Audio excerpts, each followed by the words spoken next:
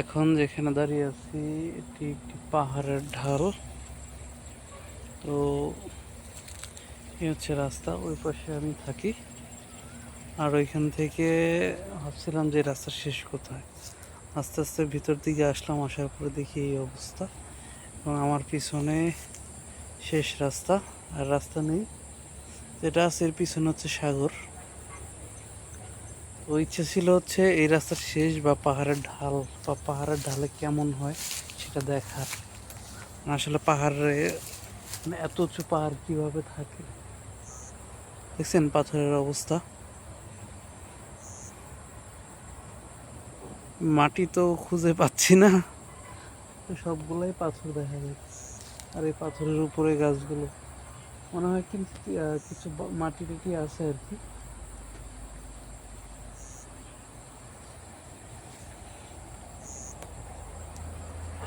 আল্লাহ হাফেজ।